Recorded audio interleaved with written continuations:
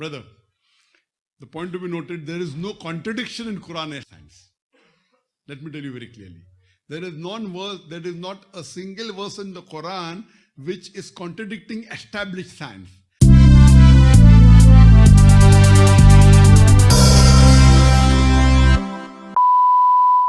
Selamat datang di channel Ateis, channel yang menunjukkan kelucuan dari orang beragama. Dalam hal ini, ateis hanya mengungkapkan apa yang menjadi kebanggaan umat tetangga yang menyatakan bahwa mereka mengklaim tidak ada kontradiksi dalam Quran. Bahkan jika dibandingkan dengan sains ilmu pengetahuan. Kita sudah lihat Dr. Zakir Naik yang menyebutkan, tidak satu pun ayat Quran yang bertentangan dengan ilmu pengetahuan. Baik. Sebelum kita uji ke ilmu pengetahuan yang begitu luas, bagaimana jika kita perhatikan ayat-ayat yang dikandung Quran saja? Dalam hal ini, saya hanya bingung dan bertanya, bukan menafsirkan. Silakan ditonton sampai habis. 1. Siapakah orang beriman pertama sekali? 2. Bagaimana alur hidup Nabi Isa? Pertama, di surah 6 ayat 115 disebutkan, telah sempurnalah kalimat Tuhanmu dalam kurung Al-Quran sebagai kalimat yang benar dan adil. Tidak ada yang dapat merubah-rubah kalimat-kalimatnya dan dialah yang maha mendengar lagi maha mengetahui. Dan surah 4 ayat 82 disebutkan, maka apakah mereka tidak memperhatikan Al-Quran? Kalau kiranya Al-Quran itu bukan dari sisi Allah, tentulah mereka mendapat pertentangan yang banyak di dalamnya.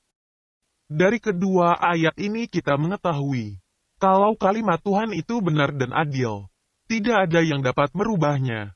Kemudian disebutkan pula, kalau kiranya Al-Quran itu bukan dari sisi Allah, tentulah mereka mendapat pertentangan yang banyak di dalamnya.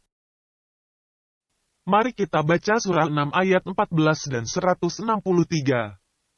14. Katakanlah, dalam kurung Muhammad, apakah akan aku jadikan pelindung selain dari Allah yang menjadikan langit dan bumi? Padahal dia memberi makan dan tidak memberi makan? Katakanlah, sesungguhnya aku diperintah supaya aku menjadi orang yang pertama kali menyerah diri kepada Allah, dan jangan sekali-kali kamu masuk golongan orang musyrik. 163. Tiada sekutu baginya. Dan demikian itulah yang diperintahkan kepadaku. Dan aku adalah orang yang pertama-tama menyerahkan diri dalam kurung kepada Allah. Jika kita perhatikan kedua ayat di atas, maka disebutkan orang yang pertama kali menjadi orang beriman adalah Nabi Muhammad. Selanjutnya kita baca surah 7 ayat 143. 143. Dan tatkala Musa datang untuk munajat dengan kami, pada waktu yang telah kami tentukan dan Tuhan telah berfirman. Langsung kepadanya berkatalah Musa, ya Tuhanku, nampakkanlah diri engkau kepadaku agar aku dapat melihat kepada engkau.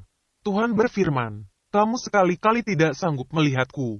Tapi lihatlah ke bukit itu, maka jika ia tetap di tempatnya sebagai sedia kala, niscaya kamu dapat melihatku.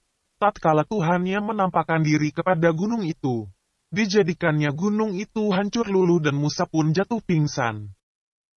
Maka setelah Musa sadar kembali, dia berkata, Maha suci engkau, aku bertaubat kepada engkau dan aku orang yang pertama-tama beriman.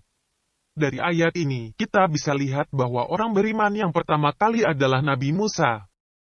Kemudian surah 3 ayat 67, Ibrahim bukan seorang Yahudi dan bukan pula seorang Nasrani, akan tetapi dia adalah seorang yang lurus lagi berserah diri dalam kurung kepada Allah, dan sekali-kali bukanlah dia termasuk golongan orang-orang musyrik.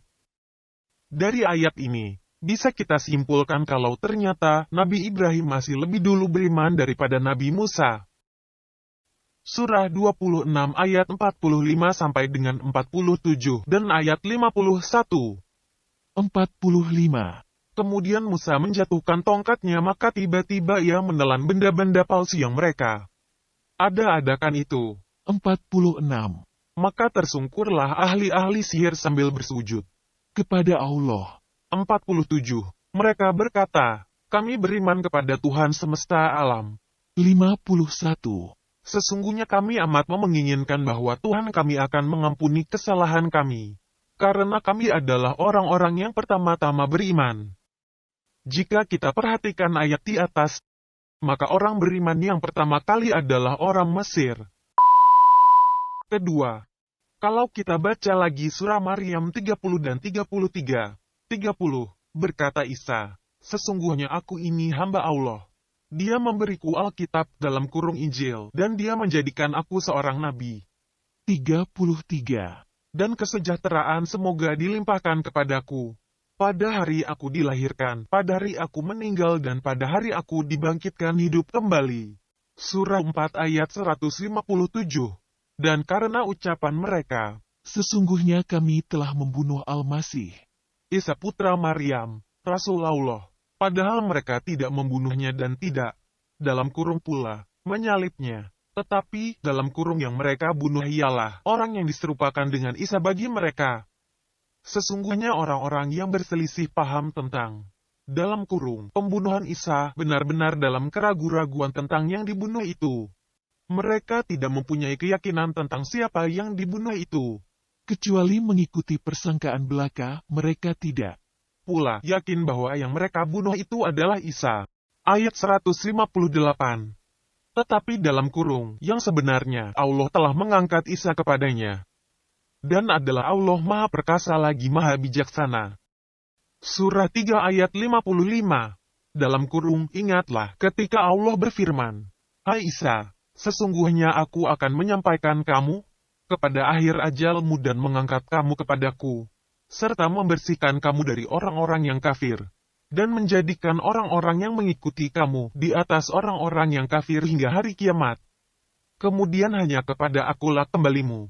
Lalu aku memutuskan di antaramu tentang hal-hal yang selalu kamu berselisih padanya. Nah, jika kita tarik kesimpulan, pada surah 6 ayat 14 dan 163 dijelaskan, Nabi Muhammad adalah orang beriman yang pertama.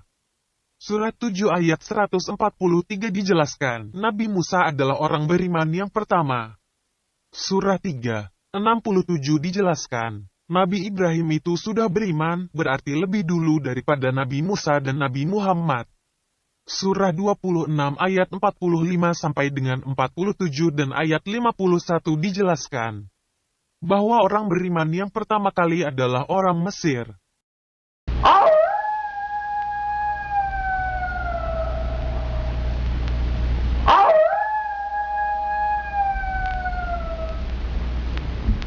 Pada surah 19 ayat 33 dijelaskan bahwa Isa menubuatkan dirinya lahir, meninggal dunia dan dibangkitkan kembali. Sementara di surah 4, 157 sampai 158 dijelaskan bahwa Isa tidak dibunuh, tidak disalib dan diangkat ke surga. Dan surah 3 ayat 55 dijelaskan bahwa Isa itu disampaikan ke akhir ajal dan diangkat ke surga.